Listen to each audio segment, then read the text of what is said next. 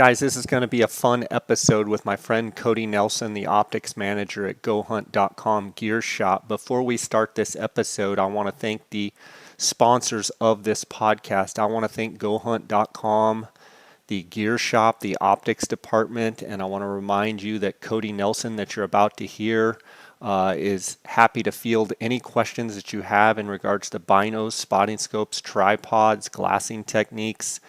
He has also promised me that he will take care of the J. Scott Outdoors podcast listeners that are interested in those tripods, binoculars, spotting scopes, rifle scopes, anything to do with glassing. So give him a call at 702-847-8747. That's extension 2. You can also email him at optics@gohunt.com. I also want to thank Kuiu Ultralight Hunting. That's KUIU.com. That's the gear that Dara and I wear on all our hunts. I want to thank CanyonCoolers.com. If you use the JScott promo code or the JScott19 promo code, you're going to get a 10% discount. I want to thank Phonescope.com. If you use the JScott19 promo code, you're going to get a 10% discount. All of the photos and videos on my Instagram are through Phonescope. And then Onyx Maps. I want to thank Onyx Maps for their sponsorship. They are offering a 20% discount code to the J. Scott Outdoors podcast listeners. If you use JScott19, that's going to save you 20% there at Onyx Maps. Guys, let's get right to this episode with Cody Nelson. Welcome to the J. Scott Outdoors podcast. I am here in Scottsdale, Arizona at the home of Cody Nelson. Cody Nelson is my friend of 20 plus years. He is the Glassing Guru's, my nickname for him. He's the optics manager at GoHunt.com Gear Shop. Cody, how you doing? I'm doing good, bud. Thanks for having me on again today. Yeah, we've got a bunch of listeners' questions, Instagram follower questions, and we're going to dive into a bunch of it. You said we had a lot. Yeah, it's going to be a fun episode here, or several episodes, and so we might as well just dive straight into it. This one comes from D_shell_ on Instagram, and it's quite a lengthy kind of message/question here. He says, "Hey Jay, so there's nothing more than I love than hunting Coues deer. This year I'm really going to hit the hills hard and become more of a scouter throughout the whole year in an attempt to find good bucks. I really want to know specific bucks and know where the bucks tend to be in certain spots that I like. I would like to eventually get to know them very well. I want to come to you for more or less to perfect my glassing. I love to glass, and I know it's the most effective way to find deer. I've been noticing I tend to get impatient and start glassing fast just about any time I throw the binos on a tripod. I don't know if it's because my binos are uncomfortable to my eyes, my tripod is not as steady, or I'm getting anxious to find bucks, or me just trying to compete with the pros like yourself.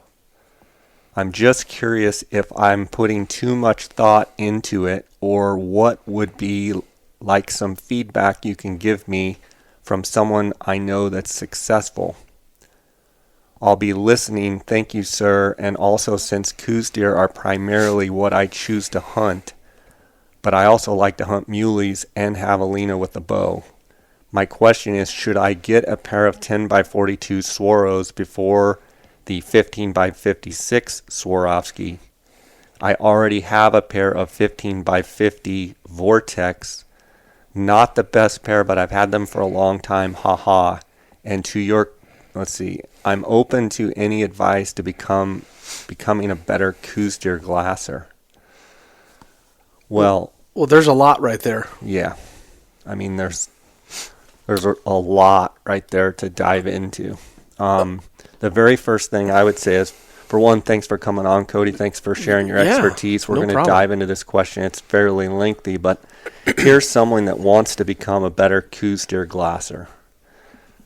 And I consider you one of the best glassers, whether it be Coues deer, elk, whatever it might be, that I know. when I get a question like this, for one, it's humbling to get someone that's basically... I got chills just thinking about that. Yeah. So it's pretty neat that there's a willingness out there of people wanting to get better. And I'll say a few things and I'll let you dive in as well.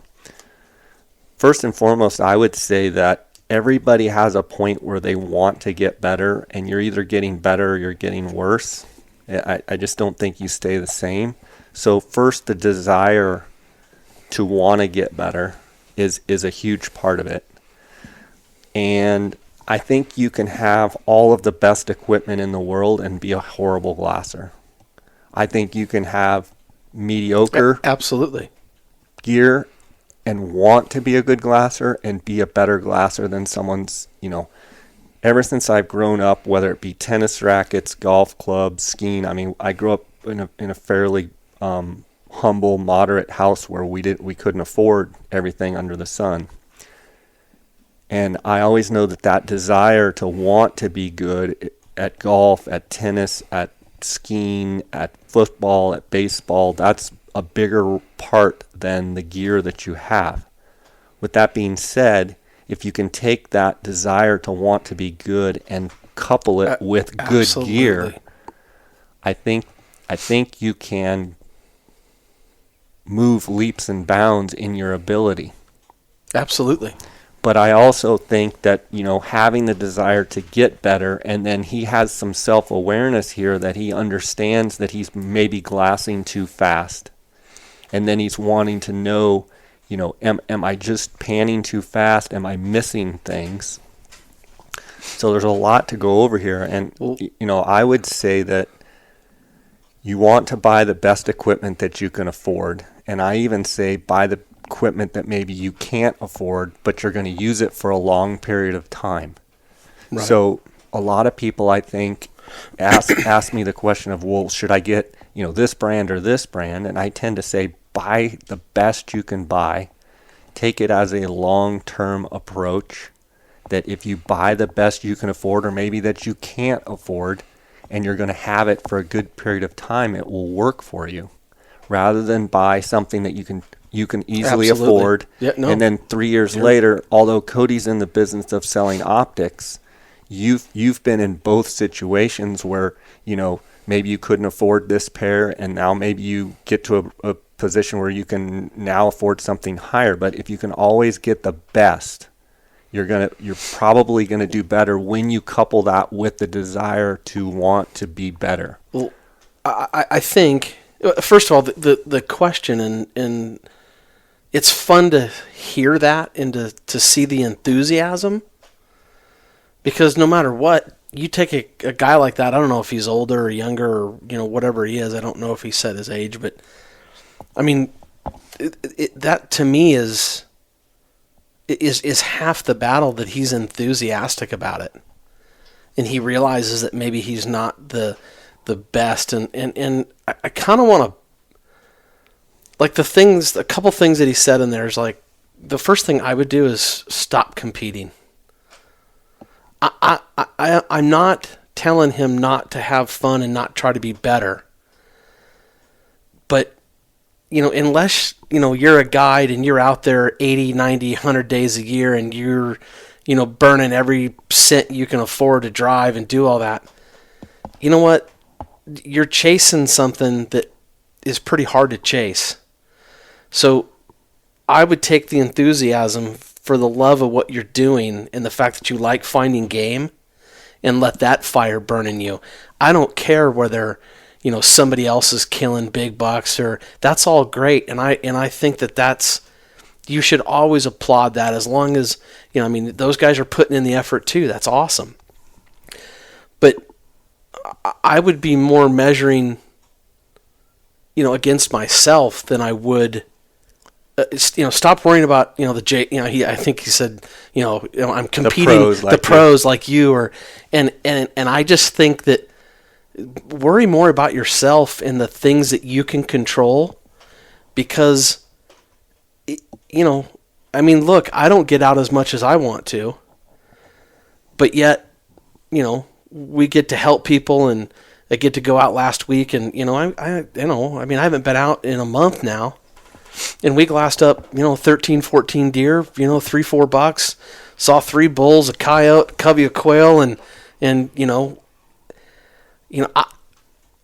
I mean that's a good day. Yeah, well, for 3 hours in the morning, that's a good morning. I have something to add to that as well, and it sounds like he's a little bit jumpy as far as he's trying to bounce around. He's glassing quick. I think there has to be kind of a calm peace when you sit down, and that's why I say I like to hike up to glassing knobs, and I like to be there in the dark, and I like to let the sunrise unfold, and I like to sit there and kind of soak things in, because what it oftentimes allows me to do is calm down. Absolutely. It allows me to sit there and breathe a little bit.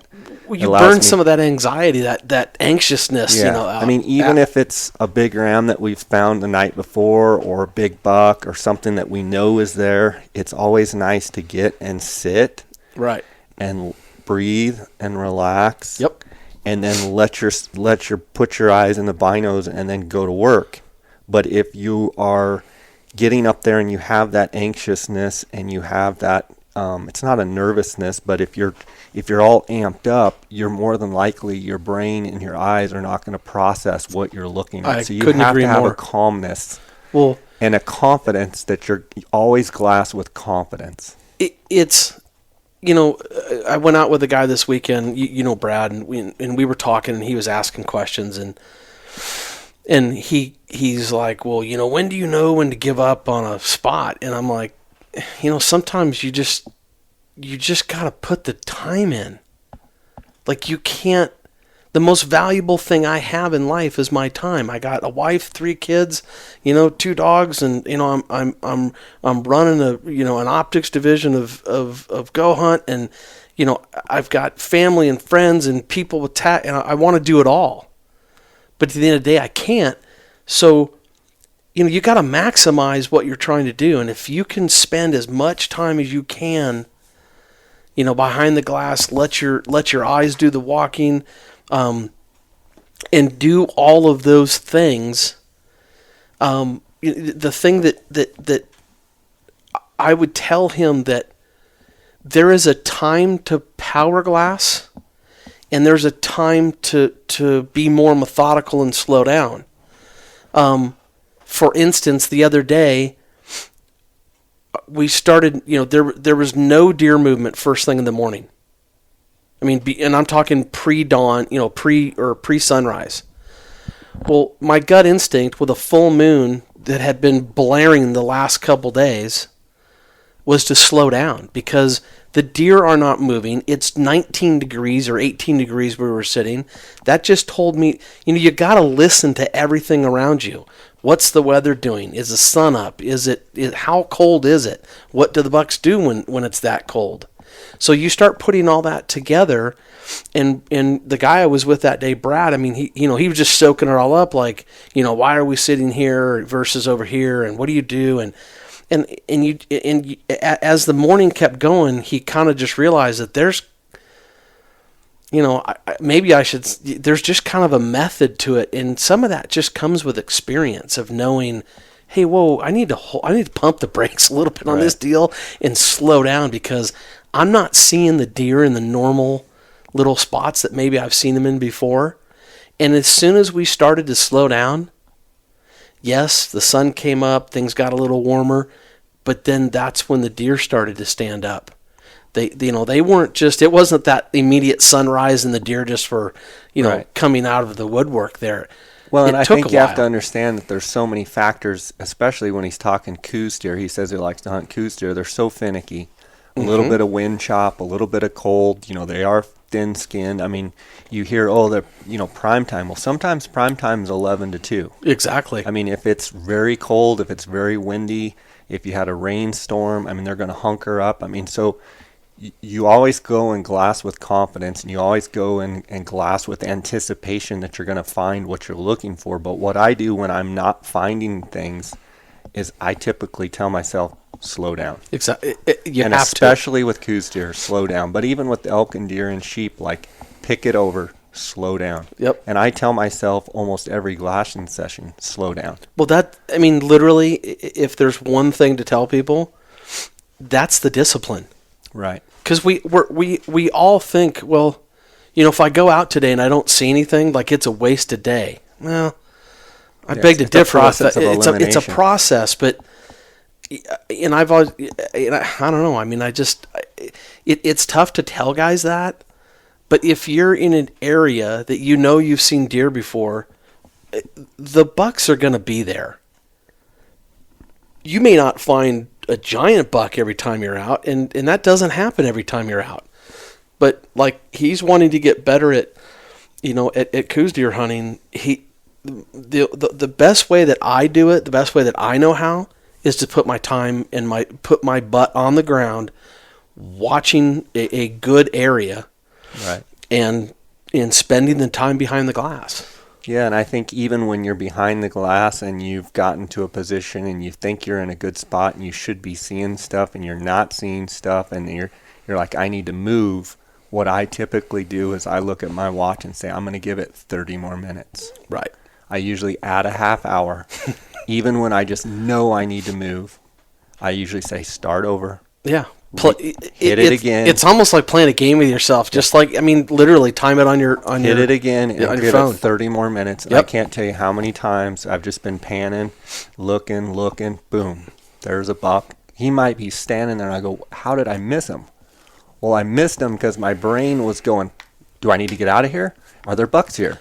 Are there big bucks here? Maybe there's a bigger buck on the other side. Like, slow down and let your eyeballs tell your brain to process that, oh, there's a deer standing right there. It was also apparent to me this weekend that, and Jay, we've always kind of said this, when we're using the Koas or the BTX or the Twins, or I've said this anyway. I'm not sure I coined it, but I always kind of feel like it's cheating a little bit, and I'm not. And I say that, but it's it's still my time and my eyes behind the glass. But I was looking at a ridge top, and I'm going to tell you that it was. I didn't actually measure it, but it's 1,800 to 2,500 yards. And the gentleman that I was with was using 15s. And so I started to pick, as soon as the deer started to move, like that 9:30 time, man, I started to pick them up just like, here's another one, here's another group, blah, blah, blah. It just started to fall in.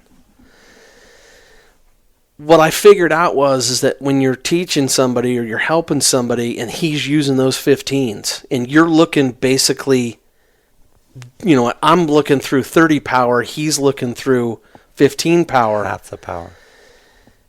I don't care who you are. If you don't slow down, because he would glass the same little triangular canyon, deal that I was glassing, and he would walk right over the top of him. And I'd say, no, come back. And, I draw him in closer, and all of a sudden they'd move, and he'd go, whoa. He's like, I see all, that there was one group of 4, and he goes, I see them all. And if he hadn't slowed down, and that's, some people take that as the wrong, well, you can't slow it. Well, in some cases, you literally have to slow down and let your eyes work in that field of view, the whole field of view. Give it time for the deer to move, because whitetail don't, unless they're running around, which, it happens in the rut, and it's an awesome time to see deer, but like when a buck's by himself, he's methodical about every single move he makes. He doesn't do anything fast. In other words, your binos have to be still. If you're on a constant pan, a lot of times that's exactly what I'm saying. Up. When they're rutting, you can be constantly power panning, but most of the rest of the year, you have got to have stationary binoculars that you are panning, but at long, 5 to 30 second, maybe Absolutely. minute periods, they're not moving at all. And then you move it a little bit left or right. I like to pan basically left, right, and sure. Then, work my way down or up. But you have to let your eyes swim around. You have to let your eyes work. If you're panning too quickly, you're going to miss a lot. You're going to flat out miss them. Now, he brings up a question asking about, he says, I've got, should I get a pair of 10 by 42 Swaros before I get the 15 by 56 Swaros? I already have a pair of 15 by 56. Did he say that so he doesn't have a net glass, is what he's saying? I mean, I'm presuming... It doesn't sound like it. I'm assuming that he doesn't have a net glass. If it were me, and he's wanting to do what he's stating he wants to do, I'd figure out any way possible to get the best pair of 15s I could. Yeah, so he's saying that he wants to hunt Coues deer, he wants to scout Coues deer year long. I would tell most Coues deer hunters out there, my opinion is, if you are specifically a Coues deer hunter, the single most important piece of glass that you could have would be a pair of 15 by 56. I could not agree more. Now, I like the Swaro 15 by 56. I think they're best in class. I think they're the best on the market in their class. That's my, I like them. I would tell someone, if you're a Coues deer hunter, over a spotting scope, over a chest binocular, 15s are the most important piece of glass for a Coues deer hunter. I would agree. Now, I will also go and say that if you have a good pair of 10 by 42, whether it be, I like the Swarovski ELs or the Swarovski SLCs, that you can do a ton of damage with those mounted on a tripod. Yes, you're leaving 5 power. But I actually started out with a pair of 10 by 40 Zeiss. Then I went to 10 by 42 SLC mounted on a tripod, and it was night and day difference, because you get that real crisp, you get that wow factor. You've got a wide field of view. So if deer are moving, the 10s become a real effective tool. But I would say, Coues deer hunting in general, I'm almost always using 15 power binoculars. If I just had to choose one, I'd choose the 15s. Right. Now, I would also tell him, he's talking about, is he missing things? He wants to get where he can, quote unquote, compete with the pros or keep up with the pros. Well, if he's throwing me in the category of a pro, which I am a licensed guide, and I do take people hunting for a living for Coues deer, so I guess I am a pro. I didn't start out as a pro. No. And you have to put in the time, and part of that is finding good points and good ways to put yourself in an optical advantage over what you're hunting. Whether that be the highest point in the unit, or the most pointy hill in the unit, or a ridge that you can glass off both sides, or working a road system where you can glass up. I mean, there's lots of different optical advantages, but in my opinion, I always like to go up, where I can look across and down. That's my opinion. Absolutely. And I always like, if I have the choice, to get somewhere where I can see the most country. I think one of the things that people make the mistake is they hear that go to the highest point around, but now they're up on some high point that they're too far away at what they're looking for. Even if they have the big binoculars, you end up getting 3 miles away and you lose that definition. And then if you're not going slow enough, you're going to miss stuff. So pick, in my opinion, the highest, most pointed point where you could look 360, but also that's in that, money zone of range where your eyeballs are going to pick things up, even in the best glass. I think it's, to answer a couple things, or to add to a couple things that you've said, is that the time, I mean, Jay, I'm 48 years old now, but I've been glassing like this more of my life than not. And I consider myself a good glasser. So I'm not a licensed guide, and it's not my thing. But the bottom line is that it's time that developed that. Trial and error. It's learning how to make that successful. I'm as anxious as anybody. I mean, I'm out there maximizing my time too. My time's important. And so I want to find things, and over the years you start to develop that how to and when not to, and some of it's guttural. And I was talking to Rob Vanderkoy the other day, and he's fishing, and he says, sometimes, Cody, I throw a lure because it's my gut. Well, the hunting's not any different. Right. Sometimes you just kind of have to kind of feel around you and figure out, where you want to be and how you want to be, and I couldn't agree more with getting to that vantage point. When we chose our spot the other day, it was kind of the best of all worlds. I could look in 360. I could look below us. And coincidentally, we ended up finding deer in all of those. We found them below us, we found them across from us, and found them at the farthest distance away. And I think sometimes, I think some people, they get so. There were other hunters that were around. We were not hunting. Some guys drove up to us from Washington. Nice guys. I can't remember their name off the top of my head right now. But, they obviously had come up after us. They were looking to start their gig, and, they wanted to get off, back into the deep stuff. And there's a reason for that. There's some good country back there, but I just wouldn't have chosen that. I would have chosen to stay back a little bit, glass a little more, and let things develop. And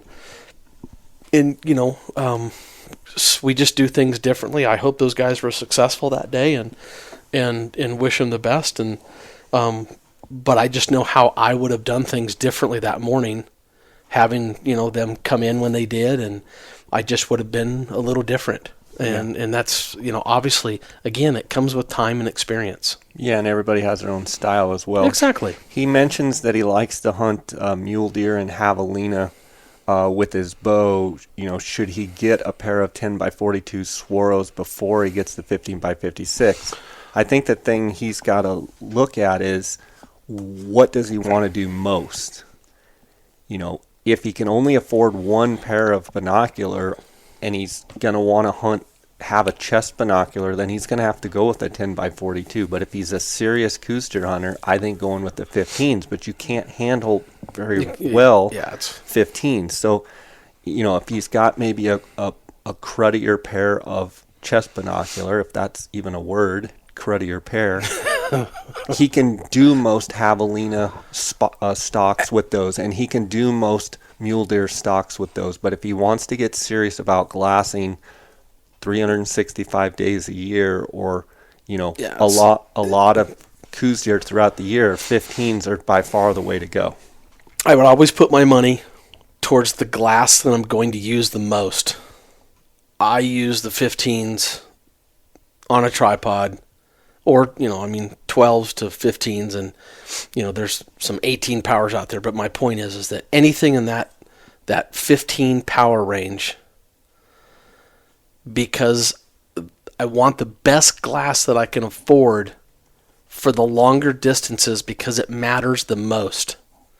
When you're trying to figure out if a deer's, got, the right configuration that you want to understand that he's a 100-inch deer versus not a 100-inch deer, at the longest distances, the quality of glass matters. So I would always lend myself to, and we've answered this before on the podcast, but I would always lend myself to having a lesser pair of chest binoculars, because I don't need that just to definition look, and clarity. I mean, for that matter, I've used a CRF rangefinder as a quick spot. Like, hey, just look at something, have 7 or 6 or 7 more power, and put it back in my deal and gone on. And if it's something I really want to look at, I pull 15s out and really look at it. But I would always put my money towards the 15s or that mid glass first, and then start working on the net glass, and then start working on the spotter, or that for the long range stuff, the next level. He also mentions that his tripod is not that sturdy, and the tripod head is not that sturdy. Well, I think that's like fundamental. Like you have to have a pair of binoculars. You have to have a good position, seated position, in my opinion, sitting on your butt or in a stool. I prefer sitting on the ground.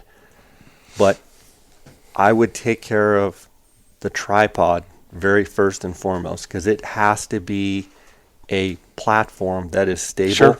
And the tripod head has to be one that you're comfortable with, and it has to be stable. If you get any vibration at all, I see people glass with some of the jankiest stuff you've ever seen that's worn out. Again, Jay, it kind of comes back to that middle. Like if you got to choose one, I would go with, and we're going to talk about this later because I know that I got a question about tripod and how to choose them. But if I had to choose just one, I'll take stability over lightweight every time. Right. I'll take the middle of the road every time. Right. I'll take a little bit more stability because to me, the long range, it's more important to be still than it is the short range. So I'll always lend it to that. But just to go back on something just real quick, I don't care whether it's mule deer or antelope or javelina, or I don't care what you're looking for. All of this applies. I don't treat them any differently.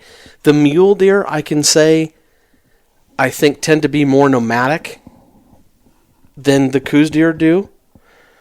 So aside from maybe moving different areas because a buck's maybe moved in, I that's all I can say to that.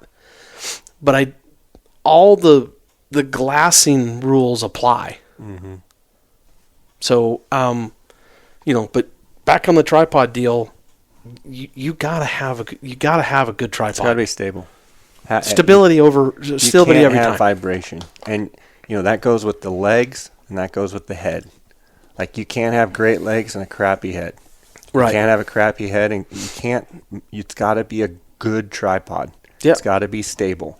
Then you've got to you've got to glass in a stable position. You've got to position your body that's in a comfortable position.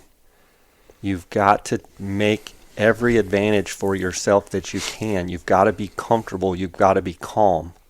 And then you've got to let your eyes get in the binos, and you've got to just get into it. And, Dar, I always laugh. He hates glassing next to anyone. He hates it. And especially if I'm sitting there going, hey, did you see that? What'd you see? Blah, blah, blah. He's like, would you leave me alone? Go away. And there are some people that like to sit right next to someone and they like to talk and, hey, did you see that and this and that? That's fine. He's one that's like, I need to be in my zone. Like, leave I need me to alone. concentrate. I'll call you. If I see something, I'll wave you over. So I think giving advice to this listener or follower on Instagram, I would say you've got to glass with anticipation that you're going to find what you're looking for. Yep. You've got to glass with confidence, and you've got to expect what you're looking for is going to pop up in your binos at any time. Even if you've gone 3 hours and not seen anything, that's just 1 second closer that you're going to find what you're looking for. Number two, once you find something, let's say you found a big buck the night before and you're looking specifically for a big buck. Right. You have to expect that he's there and you're just not seeing him. Right. So many people I get or I've talked to or they send me a message, I found a great big giant buck. Great. So where is he? Well, I don't know. I left there. I couldn't find him. Well, okay. Did you glass till it got dark? No, I needed to walk out and I wanted to be able to see. Okay, did you go right back first light? No, I think I'll give him a few days. And I'm like, wait a minute. And this, is a tip for someone that's asking for advice. My advice would be if you find something big, camp on him. Yeah. And if you don't see him the next morning, that doesn't mean that he's not there. Don't let your mind play tricks with you and say, I need to go somewhere else. He's not here. No, he's probably right there. You need to exhaust that first. But I think glassing with anticipation and glassing with confidence is huge. Right. That's a huge tip. And then slow down. obviously a fundamental is glassing from a stable platform, stable position. Yeah, get comfortable. And then picking good places to look from, where you have Right. an optical advantage. Most of the time for me, that's up high, where I can look down into brush, where when you're looking up, a lot of times you're just seeing the top of a deer's head. When you're Right. up, you can see their full body. Even the thickest hillsides, if you're looking down at them or even across at them, you can see into that brush a lot better. You know, and I can make the argument too. There's nothing wrong. In some cases, you know, don't be afraid to change angles. You know, if you got a place where you can walk down a couple, 300-400 yards, or a mile, or half mile, or whatever it is, I'm not saying don't be, you know, I mean, don't be creative that way, or don't look. But I think that's a good thing sometimes. Well, not only is it a good thing, but you might change the angle where that buck's been bedded the whole time, and you move over 40 yards, and boom, he's right behind that tree, and you pick him up. Exactly. But when you're focused on an area, yeah, sit there for 30 minutes to an hour. If you don't see anything, a lot of times I'll move over 10, 15, 20 yards or 50 yards. Maybe I'll come back to the original spot. Then I'll bounce over to my right. Especially if I've got something that I know should be on that hill and I don't see him in the first 30 minutes, I'm going to kind of bounce probably 50 yards on either side and just try and change it up. I think mentally, too, it changes your angle. So when your eyeball gets to that clump of trees and that cactus, it looks a little different. So you don't like glaze over and it becomes boring. You actually are like, okay, that's a different angle. I can see in there a little bit. Oh, there's a deer's nose. And you pick stuff up. Well, you know, there's another thing, too, that I was kind of thinking about this weekend, Jay. So if you take your quad or whatever into an area, totally cool with that. It's, you know, legal, all that's good. But if you're going to park back from where you're going to glass, I would just tell somebody, when you get to your glassing point, don't walk around it and skyline yourself the entire day. Because it just, when you get to that glassing point, like, get to your point where you sit down, you're off the edge a little bit, you got something behind you. Because if there's, you know, the particular situation I'm talking about, there was definitely deer within shooting range. But those deer knew that those people were there before the people saw the deer. Because you know, we could see this They're very evolving. aware. Yeah. They're way more aware than what you and I are, well, than what most people are thinking they're aware. And, you know, you and I have always talked about that. When you're within 300, you're in their world, and you literally are within their world. At 500, you're getting better, but, you know, it's probably more like 800 to 1,000 is where you might be able to relax a little bit. But most of the time, they still know you're there. But I mean, if you got a good glassing point, get off the top and don't be a beacon of, you know, like, here I am, because I'll guarantee you that they know. And the biggest bucks, they definitely know. Yeah. Cody, I think we answered that question good. That's going to be part one of this series of episodes. I want to thank you for coming on. Obviously, GoHunt.com, gear shop, the optics department. You're the optics manager. If listeners out there want to talk to Cody about optics, about glassing, about technique, they can reach him at 702-847-8747, extension 2. They can also send him an email. He answers that himself at optics@gohunt.com. Hey, I just wanted to make a mention to this guy, and I can't remember his name off the top of my head here, but I think the one thing that he needs to take away from whatever he's doing, have fun. He sounds a little pressured up. You're not working. Have fun. Yeah. And by the way, if he thinks that the pros don't have days where they don't see anything, or they didn't find a giant buck, okay, They have those days. They're having those days right now. I have them more than not. Well, but that's the whole point, is that, with social media and everything and the whole deal, all I'm saying is that sometimes we get this impression like those guys go out and they never not find something, and that is absolutely the farthest thing from the truth. I think it's a great point. I mean, I lose more than I win. Absolutely. Just and if you grasp that concept of it's going to be a grind and you're not going to see giant bucks all the time and that you're just going to have to keep grinding and plow through stuff, you'll get better. Any day afield is a good day. And I don't care whether you saw a covey of quail, a couple of bulls, whatever. Doesn't matter. Have fun.